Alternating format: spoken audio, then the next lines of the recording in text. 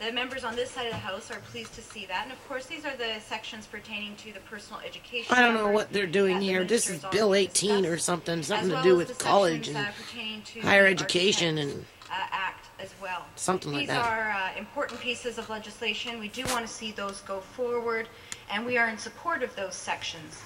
However, Madam Speaker, there is a glaring problem in this bill. And that problem is summed up in sections 18 through 20, 49, and 50. So what are those sections? Well, the minister spoke mostly in her introduction of this bill about those sections. So I'll just go through them for the record and for the people who are watching at home. Section 19 is amending Section 11 in the Colleges and Institutions Act, College and Institute Act, and it says, Section 19 here, despite subsections 1 and 2, the Lieutenant Governor and Council may, on a resolution passed by the vote of at least 2/3 majority of the members of the board, remove from office a member of the board elected under Section 9(1)(b), C, or D, so that's students, staff, and faculty, if the board is satisfied that the person should be removed for cause. Section 20 amends Section 59 of the Colleges and Institutes Act by adding the following subsection 8. A person is not eligible to be or to remain a member of the board if the person is A, an employee of the institution, and B, a voting member of the executive body of or an officer of an instructional administrative or other staff association of the institution who has the responsibility or joint responsibility with others to negotiate with the board on behalf of the instructional, administrative, or other staff association of that institution. The terms so this is where it starts getting dry, you know, and I might get into some REM sleep here. Instructional, administrative, or other staff association of that institution.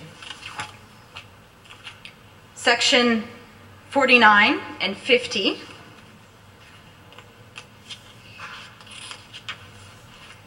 Section 49 amends the University Act in this following way. Despite Section 19, the Lieutenant Governor and Council may, on a resolution passed by the vote of at least 2/3 majority of the members of the board, remove from office a member of the board elected under 19(1)(c), E, or F, or 2(c), D, F, G, H, or I, if the board is satisfied that the person should be removed for cause. Section 50, very similar to Section 20 of this bill, says that it will amend the legislation to which I'm speaking of. In Section 23, a person who is an employee of the university and who is a voting member of the executive body of or an officer of an academic or non-academic staff association of the university. Okay, so I don't know what happened to Bill 20. I don't know, like I had a distraction there, so I don't know if Bill 20 went into one of those committee rooms, because remember yesterday I was talking about committee rooms where, you know, they take a lot of their debates and they break them up into two separate parts of the Parliament building where you don't necessarily get to see, you know, the information, and, you know, it kind of gets lost in the fray. So, you know, depending on what they're debating, you know, it might not be in the main house, right? It's probably off to the side there in one of those committee rooms. And then when they come in with their final, you know, vote on the legislation as a whole, that's when everybody piles into the big house, and you know, everybody takes their time to sit down and stand up and yay and nay, and of course, you know, Liberals are going to bring in the yay, and it becomes a landslide. You know, it's legislation. Doesn't matter how many times you debate it, where you debate it, how you debate it, if you can debate it, because it's the agenda that's going to move forward from the Liberal government. And yeah. So. That's the way the House has been working now for the last here in 1970, 11 years, really. First had their board of governors, you know, and it's all for big business. You know, they were talking about forestry today, haven't even touched on mining yet, uranium mining, and you know, and all these other things that they're mining out there in the mountains. You know, I read an article where Christy Clark had a secret deal going on. You know, a couple of them actually. Well, there isn't probably anything to do with secrecy. It probably has something to do with mining, you know. And we don't have FEMA camps out here yet. You know, unless we do, and we just don't have. There's people out here that speculate there might be something like that, you know, in the bushes, right? You know, there's a few people that think that out this way, but you know, nothing official yet. Of a higher class, let's say, or in a higher power position, maybe another way to say it, on the Board of Governors. So that's the tradition. It has always worked well. There have been very, very, very few cases. So this is an amendment, a statute amendment act. Have been addressed. So they're amending something. At the Board of Governors levels. So, just making a few changes. Been, considerable problems. This is not something that has come as a problem that needs to be addressed by government from students, staff, or faculty, or even the administration, or the boards of governors of our public post-secondary institutions. So why are we seeing these changes? And as the minister pointed out, what these changes do, and as I've been alluding to, is that they change the relationship between the board members on our boards of governors in public post-secondary institutions. It gives 2/3 of the board the right Crescent. I think that's where any of the Corky Evans came from. Now, on many you know, it's been a long time, right?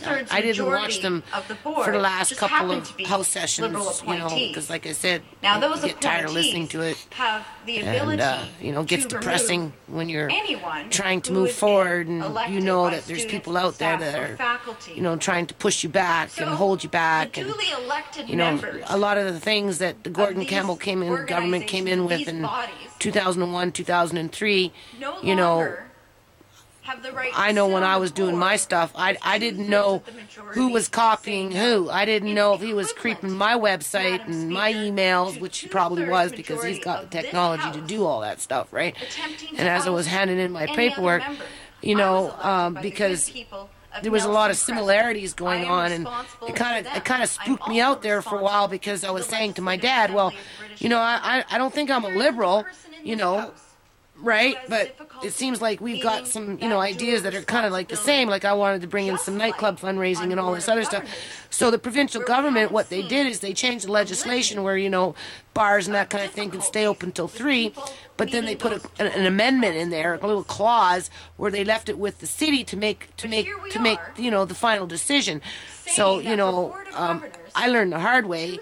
You know, I live in Surrey, so by the time I got around to putting my application in, and I learned how to put my application in for extended hours of operations and my 50/50s and all this other stuff, you know, that's when I found out it had to go in front of city council, and then of course it was denied because, you know, their agenda is not to be fundraising for the homeless people out here, or you know, unless of course it's directly related to their homeless fund. You know, as for children, you know, living in apartment buildings and stuff like that, they're not too interested in any of that either, because, you know, at that time, you know, when coming into, you know, 07, 08, 09, you know, it was a lot of gentrification of even just apartment buildings. You know, one year you'd be paying $840, you get kicked out, come back next year, the rent for the same apartment that you were living in there a year late, you know, a year prior was $1,100. So, you know, city council, they didn't pay any attention to any of that. All they did was just kept saying no, no, no, no to, you know, any kind of thing that I put forward, and I just got tired of putting it forward. So that legislation that the provincial government brought back in, like in 2002, 2003, when it came to, you know, extended hours of operations, what they did is they isolated it down to the downtown area, and they called it entertainment center. You know, that's where if you want to go out and boogie till 3 in the morning or whatever the heck it is, you got to go hop on the SkyTrain, or you know, have a designated driver that can drive your butt downtown. You know, it's a 45-minute drive just to drive downtown, and you know, you can go party all you want in a 2-block radius, and then either catch the SkyTrain back, or you know, either drive home drunk, or have somebody drive you home, or sleep in your car. But if you get caught sleeping in your car after you've been drinking, you'll be better off just to go sleep in a ditch. So for everything that he brought in and made it sound like there was opportunity, there was no opportunity, because the mayor in my community sure damn well made sure she didn't give me no opportunity. Actually, it was Mayor McCullum, not Mayor Diane Watts. It was Mayor McCullum that initially said no to the extended hours of operations. But even under Diane Watts, you know, it's the same crew, same whatever, right? I tried to do something in 2005, and I tried to do something in 2008, and you know, the community garden, they took it away. They spread chicken shit all over the place, right? They don't, you know. So, you know, to put an application in for extended hours of operations, and you know, try and convince a hotel or you know, a nightclub or whatever that you know you're going to be successful because you're trying to do it for the right reasons. You quickly learn that politics doesn't work like that.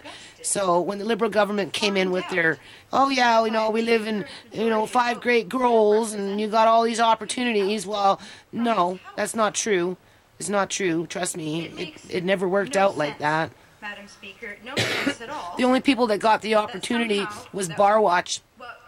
You know, other than that, nobody else got the opportunity. Oh, you know, maybe some hick town got to stay open for one night with their little bingo thing going on. But, you know, when it came to some hardcore, you know, trying to involve the community to, you know, do some restoration here and there, or, you know, promote universal school meal program or whatever, you know, that's where I was dubbed scandalous. Well, you don't mix kids with booze, but yet you've got the government with their casinos and their liquor and their tobacco. And, you know, I mean, it's okay for them because it's all at arm's length. They can switch their ministers from one minister position to the next minister position.